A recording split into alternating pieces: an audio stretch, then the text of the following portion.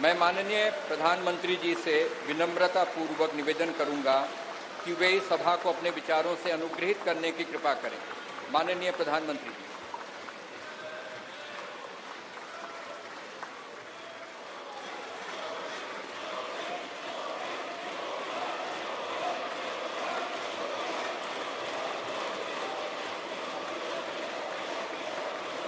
लोकसभा के स्पीकर आदरणीय श्री ओम बिरला जी, राज्यसभा के उपसभापति श्री हरिवंश जी, माननीय सांसदगण, सभी वरिष्ठ जनप्रतिनिधि, विशिष्ट अतिथि, अन्य सभी महानुभाव और मेरे प्यारे देशवासियों, हर देश की विकास यात्रा में कुछ पल ऐसे आते हैं जो हमेशा के लिए अमर हो जाते हैं।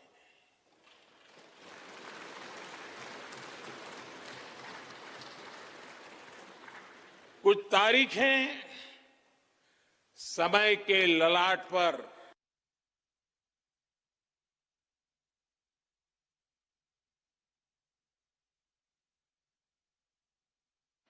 आज 28 मई 2023 का ये दिन ऐसा ही शुभ अवसर है।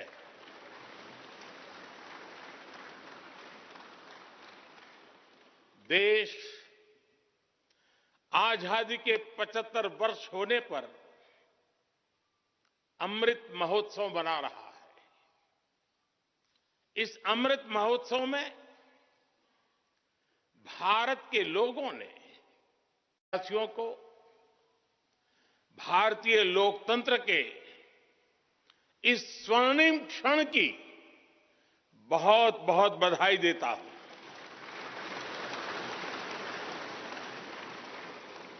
साथियों, ये सिर्फ एक भवन नहीं है, ये 140 करोड़ भारतवासियों की आकांक्षाओं और सपनों का प्रतिबिंब है।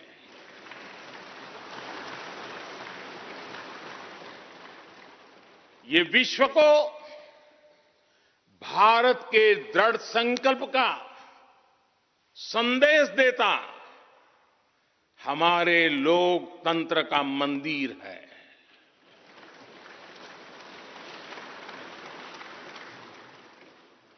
ये नया संसद भवन योजना को यथार्थ से, नीति को निर्माण से, इच्छा शक्ति को क्रिया शक्ति से, संकल्प को सिद्धि से जोड़ने वाली अहम कड़ी साबित होगा। ये नया भवन हमारे स्वतंत्रता सेनानियों के सपनों को साकार करने का माध्यम बनेगा। ये नया भवन आत्मनिर्भर भारत के सूर्योदय का साक्षी बनेगा।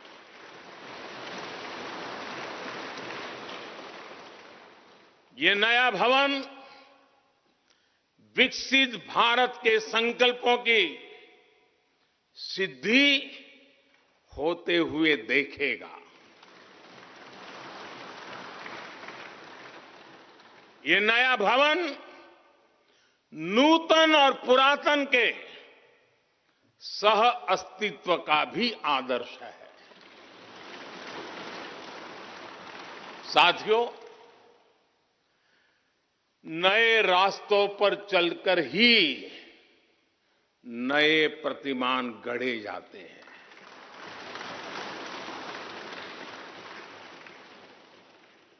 आज नया भारत नए लक्ष्य तय कर रहा है, नए रास्ते गढ़ रहा है। नया जोश है, नया उमंग है, नया सफर है, नई सोच है।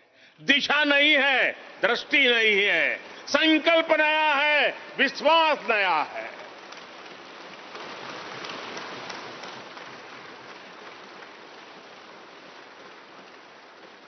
और आज फिर एक बार पूरा विश्व भारत को, भारत के संकल्प की दृढ़ता को, भारतवासियों की प्रखरता को, भारतीय जनशक्ति की जिजीविषा को आदर और उम्मीद के भाव से देख रहा है।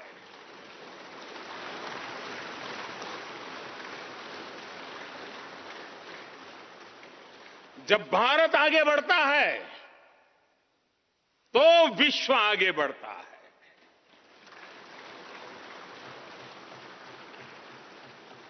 संसद का ये नया भवन भारत के विकास से विश्व के विकास का भी आह्वान करेगा।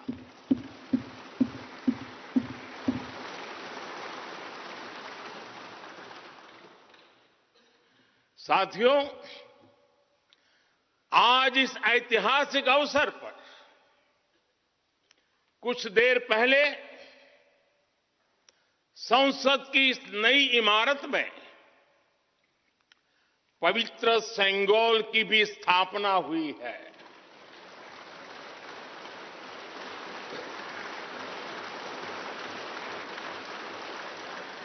महान चोल साम्राज्य में सेंगोल को कर्तव्य पथ का, सेवा पथ का, राष्ट्र पथ का प्रतीक माना जाता था। राजा जी और आदीनम के संतों के मार्गदर्शन में यही सेंगोल सत्ता के हस्तांतरण का प्रतीक बना था। तमिलनाडु से विशेष तौर पर आए हुए आदीनम के संत आज सुबह संसद भवन में हमें आशीर्वाद देने उपस्थित हुए थे। मैं उन्हें पुनः श्रद्धापूर्वक नमन करता हूं। उनके ही मार्गदर्शन में लोकसभा में ये पवित्र सेंगोल स्थापित हुआ है। पिछले दिनों मीडिया में इसके इतिहास से जुड़ी बहुत सारी जानकारी उजागर हुई है। मैं इसके विस्तार में नहीं जाना चाहता हूं, लेकिन मैं मानता हूं ये हमारा सौभाग्य है कि इस पवित्र सेंगोल को हम उसकी गरिमा लौटा सके हैं, उसकी मान मर्यादा लौटा सके हैं। जब भी इस संसद भवन में कार्रवाई शुरू होगी, ये सेंगोल हम सभी को प्रेरणा देता रहेगा। साथियों, भारत एक लोकतांत्रिक राष्ट्र ही नहीं बल्कि लोकतंत्र की जननी भी है, मदर ऑफ डेमोक्रेसी भी है।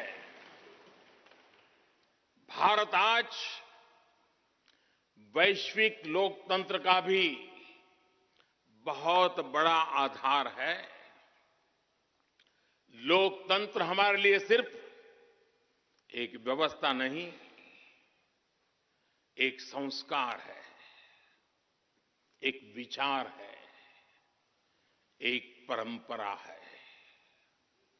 हमारे वेद हमें सभाओं और समितियों के लोकतांत्रिक आदर्श सिखाते हैं।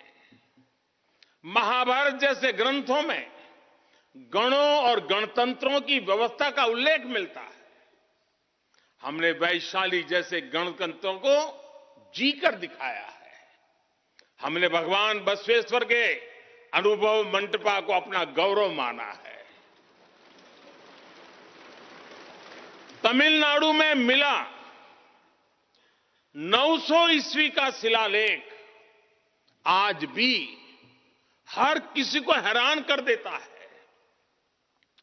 हमारा लोकतंत्र ही हमारी प्रेरणा है। हमारा संविधान ही हमारा संकल्प है। इस प्रेरणा, इस संकल्प की सबसे श्रेष्ठ प्रतिनिधि अगर कोई है तो ये हमारी संसद है। और ये संसद देश की जिस समृद्ध संस्कृति का प्रतिनिधित्व करती है उसका उद्घोष करती है। शेते निपद्यमानस्य शेते निपस्य मानस्य चराति चर्त भगः चरैवेति चरैवेति चरैवेति। कहने का तात्पर्य जो रुक जाता है उसका भाग्य भी रुक जाता है, लेकिन जो चलता रहता है उसी का भाग्य आगे बढ़ता है, बुलंदियों को छूता है। और इसलिए चलते रहो, चलते रहो। गुलामी के बाद हमारे भारत ने बहुत कुछ खोकर अपनी नई यात्रा शुरू की थी। वो यात्रा कितने ही उतार चढ़ावों से होते हुए, कितनी ही चुनौतियों को पार करते हुए आजादी के अमृत काल में प्रवेश कर चुकी है। आजादी का ये अमृत काल विरासत को सहेजते हुए विकास के नए आयाम गढ़ने का अमृत काल है। आजादी का ये अमृत काल देश को नई दिशा देने का अमृत काल है। आजादी का ये अमृत काल अनंत सपनों को, असंख्य आकांक्षाओं को पूरा करने का अमृत काल है। इस अमृत काल का आह्वान है,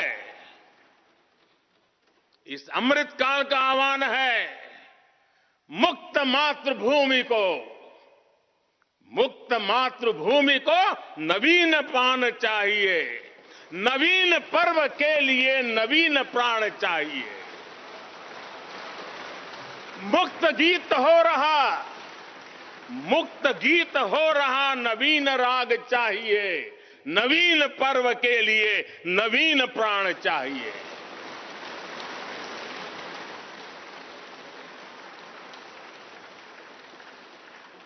और इसलिए भारत के भविष्य को उज्जवल बनाने वाली इस कार्यस्थली को भी उतना ही नवीन होना चाहिए,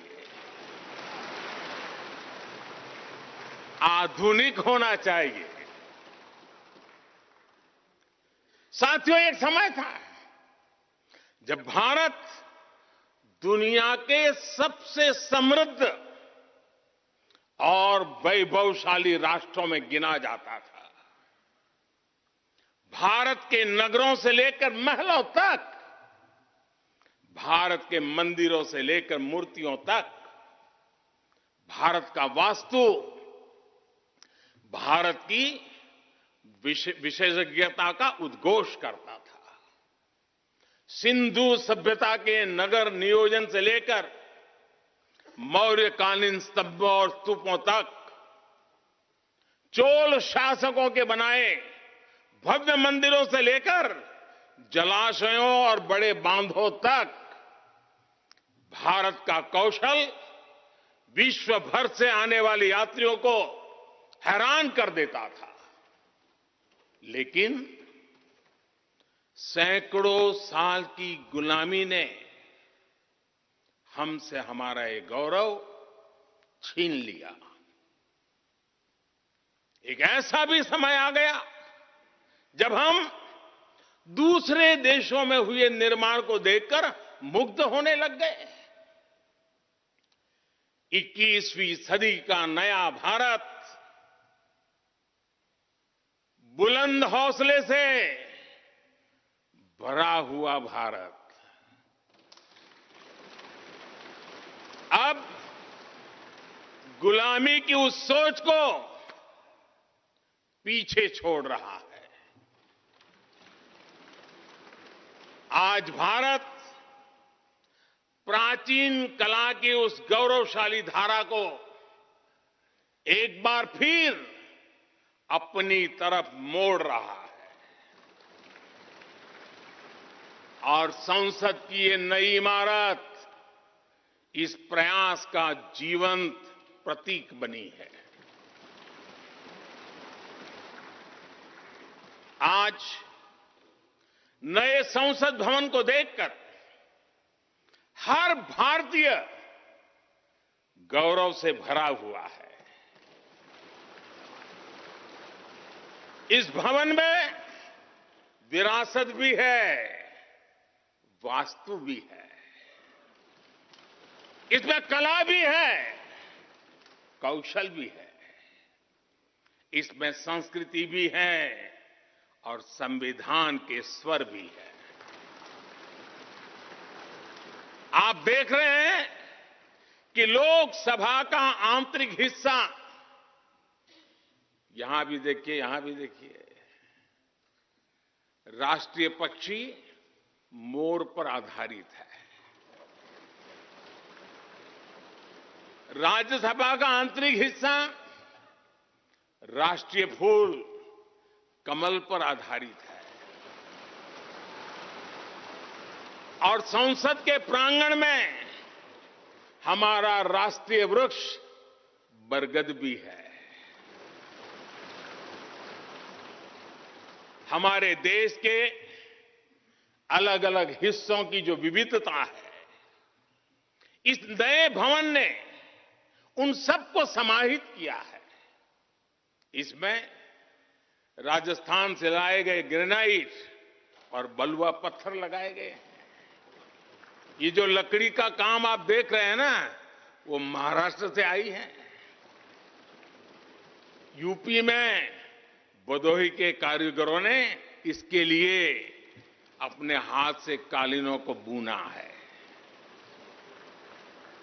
एक तरह से इस भवन के कण कण में हमें एक भारत श्रेष्ठ भारत की भावना के दर्शन। साथियों, संसद के पुराने भवन में सभी के लिए अपने कार्यों को पूरा करना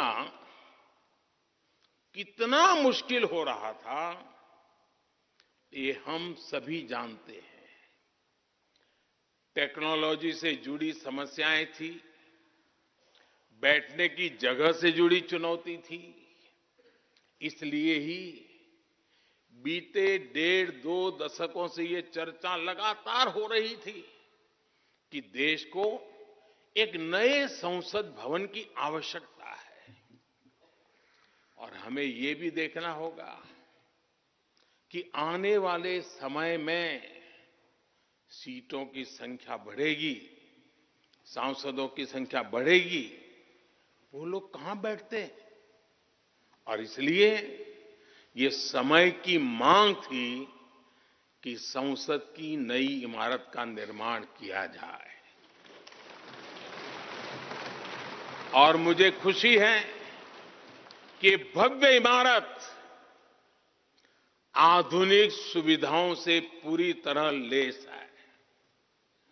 आप देख रहे हैं कि इस समय भी इस हॉल में सूरज का प्रकाश सीधे आ रहा है, बिजली कम से कम खर्च हो, हर तरफ लेटेस्ट टेक्नोलॉजी वाले गैजेट्स हों, इन सभी का इसमें पूरा ध्यान रखा गया है।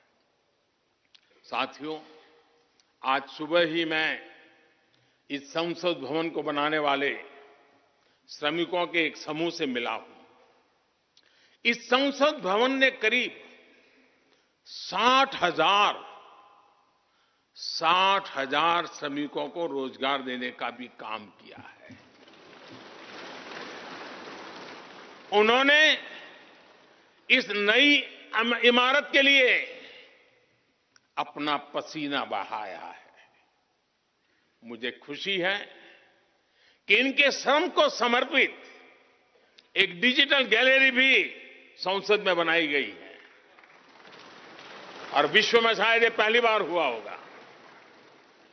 संसद के निर्माण में अब उनका योगदान भी अमर हो गया है।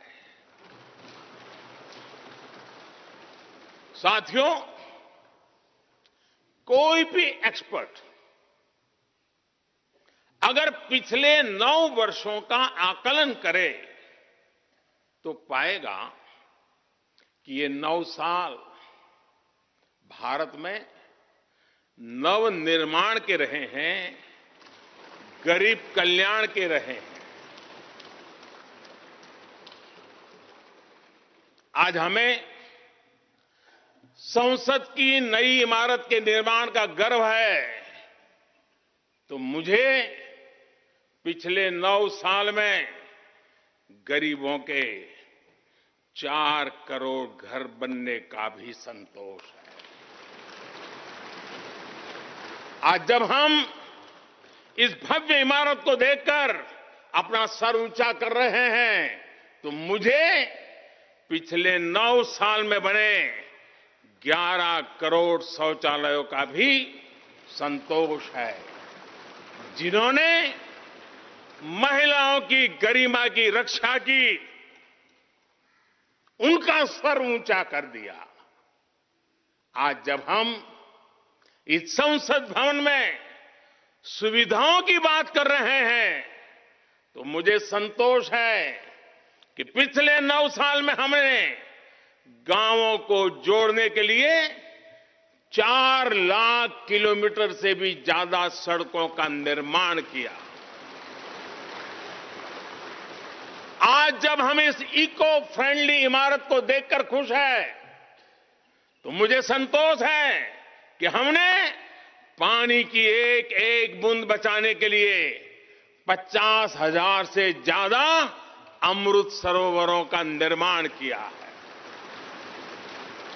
आज जब हम इस नए संसद भवन की लोकसभा और राज्यसभा को देखकर उत्सव मना रहे हैं, तो मुझे संतोष है कि हमने देश में 30,000 से ज्यादा नए पंचायत भवन भी बनाए हैं। यानी पंचायत भवन से लेकर संसद भवन तक हमारी निष्ठा एक ही है, हमारी प्रेरणा एक रही। देश का विकास, देश के लोगों का विकास। साथियों, आपको ध्यान होगा 15 अगस्त को लाल किले से मैंने कहा था,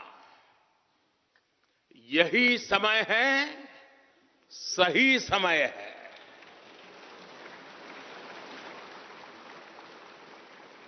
हर देश के इतिहास में ऐसा समय आता है जब देश की चेतना नए सिरे से जागृत होती है। भारत में आजादी के 25 साल पहले, 47 के पहले 25 साल याद कीजिए, आजादी के 25 साल पहले ऐसा ही समय आया था। गांधी जी के असहयोग आंदोलन ने पूरे देश को एक विश्वास से भर दिया था। गांधी जी ने स्वराज के संकल्प से हर भारतवासी को जोड़ दिया था। ये वो दौर था जब हर भारतीय आजादी के लिए जी जान से जुट गया था। इसका नतीजा हमने 1947 में भारत की आजादी के तौर पर देखा। आजादी का ये अमृतकाल भी भारत के इतिहास का ऐसा ही पड़ाव है। आज से 25 साल बाद भारत अपनी आजादी के 100 वर्ष पूरे करेगा। हमारे पास भी 25 वर्ष का अमृत कालखंड है। इन 25 वर्षों में हमें मिलकर भारत को विकसित राष्ट्र बनाना है।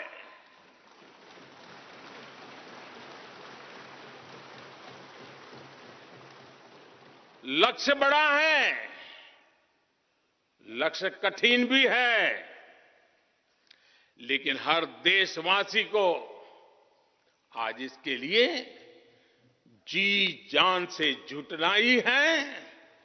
नए प्रण लेने हैं, नए संकल्प लेने हैं, नई गति पकड़नी है। और इतिहास गवाह है कि हम भारतीयों का विश्वास सिर्फ भारत तक ही सीमित नहीं रहता। हमारी आजादी की लड़ाई ने दुनिया के बहुत सारे देशों में उस समय एक नई चेतना जागृत कर दी थी। हमारी आजादी की लड़ाई से भारत तो आजाद हुआ ही, साथ ही कई देश आजादी की राह पर चल पड़े। भारत के विश्वास ने दूसरे देशों के विश्वास को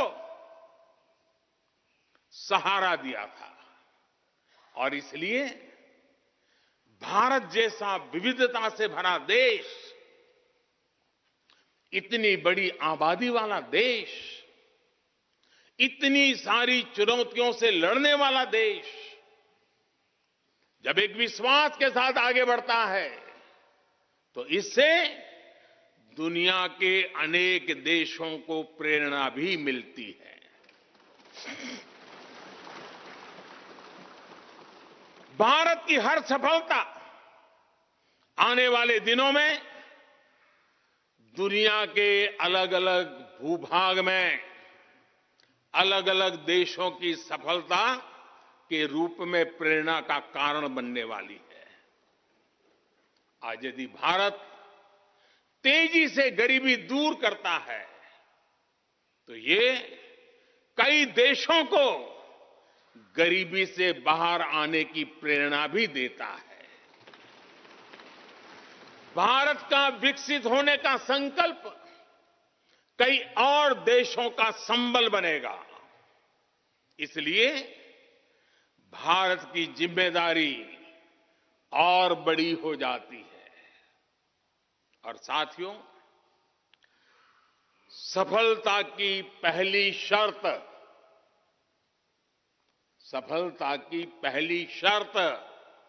सफल होने का विश्वास ही होती है। ये नया संसद भवन इस विश्वास को नई बुलंदी देने वाला है। ये विकसित भारत के निर्माण में हम सभी के लिए नई प्रेरणा बनेगा। ये संसद भवन हर भारतीय के कर्तव्य भाव को जागृत करेगा।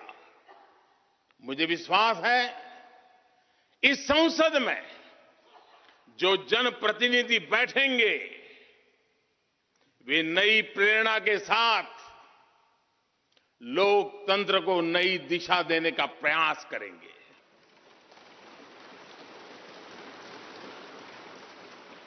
हमें नेशन फर्स्ट की भावना से आगे बढ़ना होगा। इदम राष्ट्राय इदम न मम। हमें कर्तव्य पथ को सर्वोपरि रखना होगा।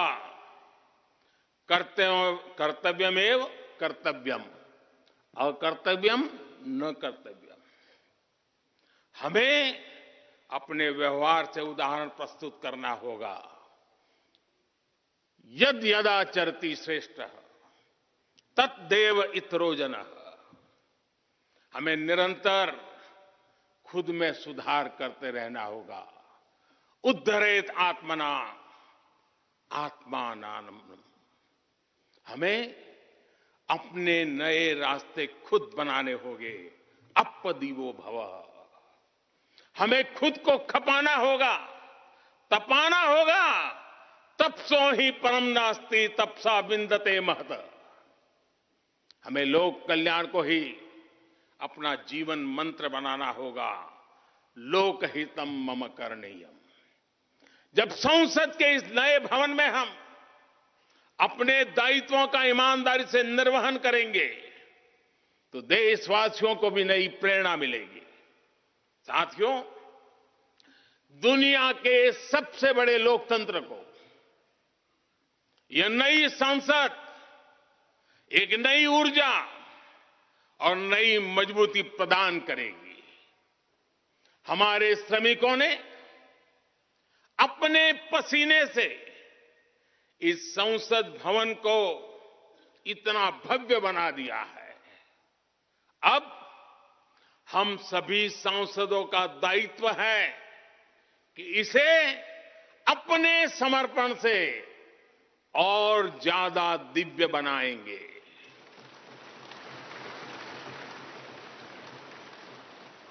एक राष्ट्र के रूप में हम सभी 140 करोड़ भारतीयों का संकल्प ही इस नई संसद की प्राण प्रतिष्ठा है।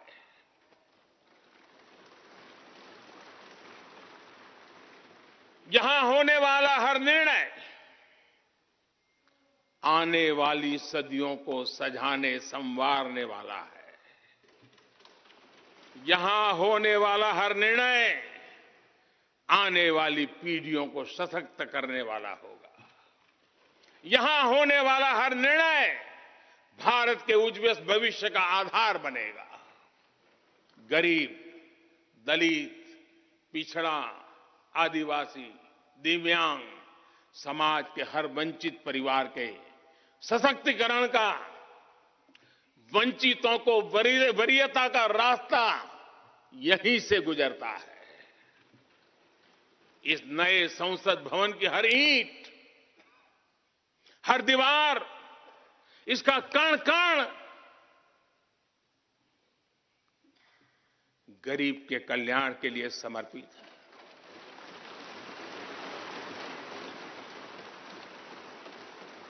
अगले 25 वर्षों में